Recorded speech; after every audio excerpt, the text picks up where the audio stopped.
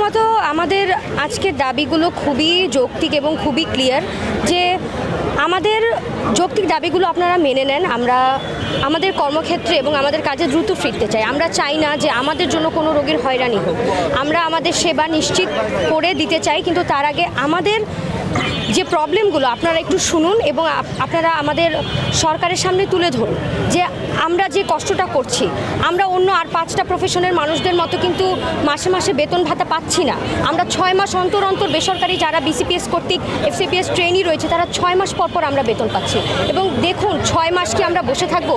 আমাদের এই বয়সে এসে মানে 26 থেকে 30, 32, 35 বয়সে এসে আমরা বাবা মার কাছে আমাদের হাত পাততে হচ্ছে, কারণ আমরা সময় মতো আমাদের ভাতাটুকু পাচ্ছি না। আমাদের 24 ঘন্টা ডিউটি করতে হয়, ইমার্জেন্সি ডিউটি, এবং আমরা এই সময়ও যে বাইরে এসেছি তারপরেও আমরা একটা ইমার্জেন্সি টিম রেখে এসেছি যেন রোগীরা নিশ্চিত সেবাটুকু পায়। তাই আমাদের দাবি এইটুকু যে আপনারা আমাদের 6 দফা দাবিটি বাস্তবায়ন করুন, না হলে আমরা ভবিষ্যতে আরও আমাদের ডাক্তারদেরকে সমস্যায় পড়তে হবে।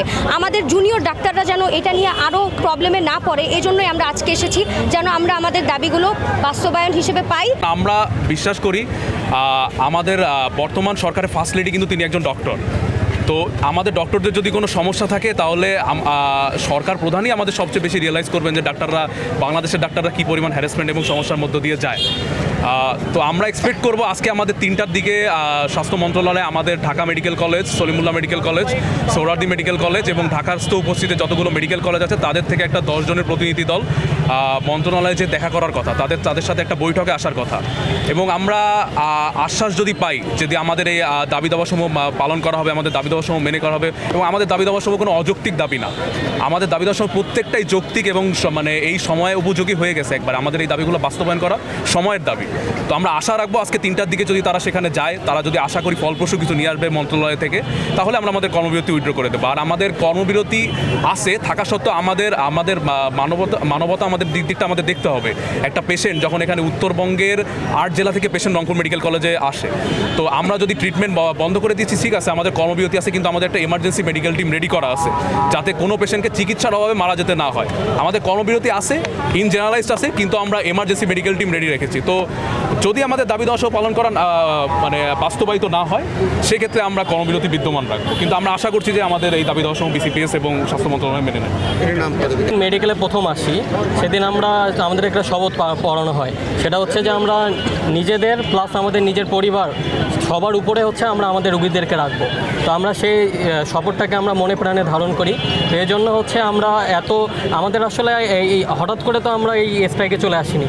তো আমরা গত বৃহস্পতিবার থেকে প্রথমত 48 ঘন্টার আলটিমেটাম দিয়েছি, তারপরে পরবর্তীতে আবার 24 ঘন্টার আলটিমেটাম দিয়েছি, টোটাল 72 ঘন্টার আলটিমেটাম দিয়েছি, কিন্তু সরকার এখানে আমাদের কোনো কর্ণপাত করেনি, তারা কোনো আমাদের আশ্বাস দেয়নি। তো এই জন্যই আমরা যখন দেয়ালে পিঠ ঠেকে গিয়েছে তখন আসলে আমাদের কিছু করার থাকে না। তো এই জন্যই আমরা লাস্ট মোমেন্টে গতকালকে থেকে আমরা এখন স্ট্রাইকে আছি। কিন্তু তারপরেও আমরা যেহেতু রুগীদেরকে আমাদের মানবতার দিকটা অবশ্যই দেখার লাগবে, কারণ আমরা কোনো রুগীকে আমরা যেন চিকিৎসার অভাবে মেরে না ফেলি, সে ব্যাপারটা অবশ্যই আমাদের মাথায় আছে।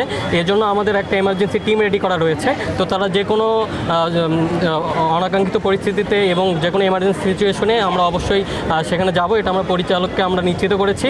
এছাড়াও আমাদের যারা সরকারি ট্রেনি রয়েছে এবং যারা বিসিএস কার্ডে রয়েছেন, আমাদের সহকারী অধ্যাপক, সহযোগী অধ্যাপক স্যাররা সবাই ওয়ার্ডে রয়েছে, তারা 24 ঘন্টায় আসলে রোগীদেরকে চিকিৎসা সেবা দিয়ে যাচ্ছে এবং আমরা প্রস্তুত হয়েছি যে কোনো এমার্জেন্সি সিচুয়েশনে অবশ্যই আমরা যাব।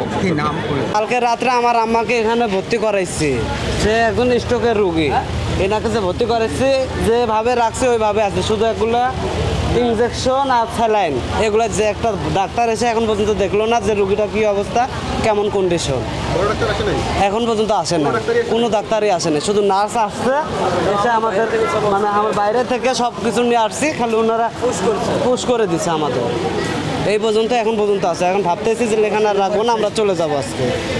আমার রুগীটা আজকে সহ 4 দিন সহ ভর্তি হওয়ার হইতেছে, কোনো আজ পর্যন্ত ডাক্তারও এখনও দেখতে আসে নাই।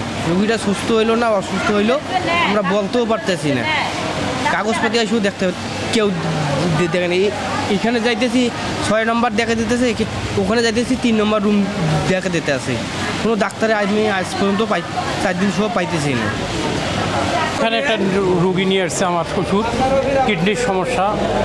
মানে এখানকার কোনো চিকিৎসা নাই, একবার খালি হার্ট করা হয়েছে, কিডনি সিজি করা হয়েছে, তেমন পর্যন্ত এখন কোনো নেই। কিন্তু এখানকার প্রতিটা জায়গাতে আমার মনে হয় একটা করে কমপ্লেন বক্স রাখা দরকার। মানে ডাক্তারকে ডাকতেইছেন, নার্সে ডাকতেইছেন, ওরা কয় গভর্নমেন্টে আসছে কেন।